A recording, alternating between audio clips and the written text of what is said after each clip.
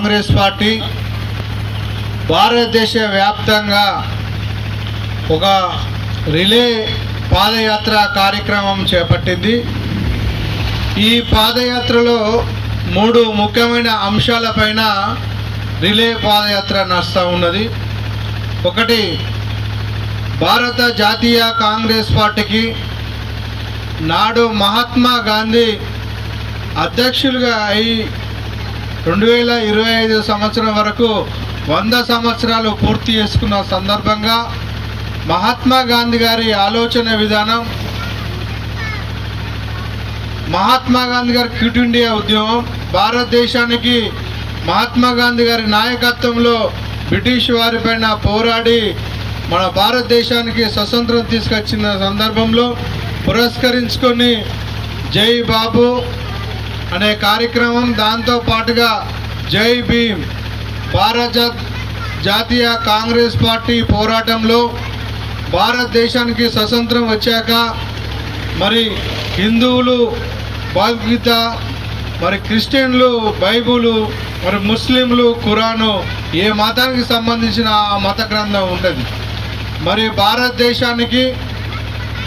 భారతదేశంలో వివిధ మతాలు, వివిధ కులాలు, వివిధ వర్గాలు ఉన్న సమాజానికి పరిపాలన విధానంలో ఒక రాజ్యాంగం అవసరం ఉంది. కాబట్టి భారతదేశానికి రాజ్యాంగ నిర్మాణం కొరకు భారత రాజ్యాంగ స్టీరింగ్ కమిటీ నిర్మాతగా డాక్టర్ బిఆర్ అంబేద్కర్ గారిని ఆ రోజు భారత జాతీయ కాంగ్రెస్ పార్టీ సూచించి వారు భారత రాజ్యాంగానికి చైర్మన్గా నియమించి అందులో మేధావులు ఎందరో సభ్యులుగా ఉండి భారత రాజ్యాంగాన్ని రచించడం జరిగింది. ఆ భారత రాజ్యాంగం రాష్ట్ర ప్రభుత్వాలు, కేంద్ర ప్రభుత్వాలు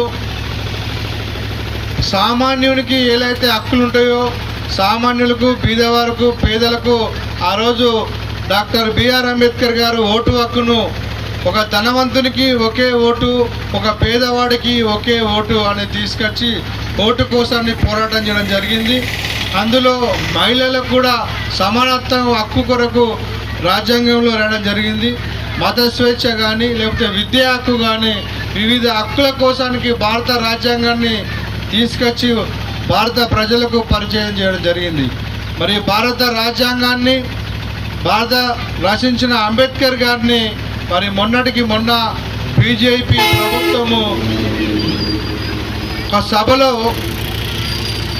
రాహుల్ గాంధీ గారు, జాతీయ కాంగ్రెస్ పార్టీ పెద్దలు మాన్యులు రాహుల్ గాంధీ గారు మాట్లాడుతూ రాజ్యాంగాన్ని పట్టుకొని సభలో రాజ్యాంగం జై భీమ్ జై రాజ్యాంగం అని మాట్లాడుతూ ఉంటే జై భీమ్ జై రాజ్యాంగం అనడం కంటే జై రామ్ అంటే నీకు పుణ్యం దక్కుతుందని ఒక నిండు సభలో రాజ్యాంగాన్ని మరి డాక్టర్ బిఆర్ అంబేద్కర్ గారిని అవమానపరిచిన ఘనత బీజేపీ సభ్యులకు, మరి బీజేపీ ప్రభుత్వానికి చెందింది.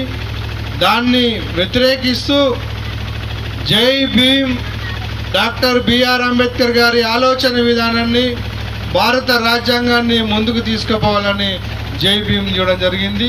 జై సంవిధాన్ రాజ్యాంగాన్ని 400 సీట్లు ఎంపీ సీట్లు ఇస్తే బీజేపీ గతంలో ఎలక్షన్లో భారత రాజ్యాంగాన్ని మార్చి కొత్త నూతన ఒరవడి హిందుత్వం సంబంధించిన రాజ్యాంగాన్ని తీసుకొస్తామని చెప్పడం జరిగింది.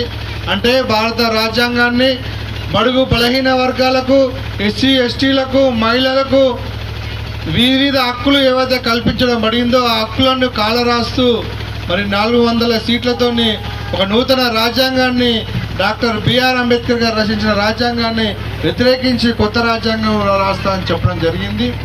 దానికి భారతదేశ వ్యాప్తంగా మరి తెలంగాణ ప్రదేశ్ కాంగ్రెస్ కమిటీ అధ్యక్షులు, మరి డిసిసి అధ్యక్షులు, మరి అదేవిధంగా మన హుజురాబాద్ నియోజకవర్గ ఇన్ఛార్జి ప్రణబ్ బాబు గారి ఆధ్వర్యంలో మరి జమ్మికుంట మండలంలో 2 రోజుల నుంచి రిలే పాదయాత్ర నిర్వహిస్తూ ఉన్నది. ఆ పాదయాత్ర సందర్భంలో ఈరోజు నాగంపేటకు ఇంటింటికి తిరగడం జరిగింది. జై భీమ్ జై బాబు, జై భీమ్, జై సంవిధాన్, జై రాజ్యాంగం అనే విధానాన్ని తీసుకుపోవడం జరిగింది.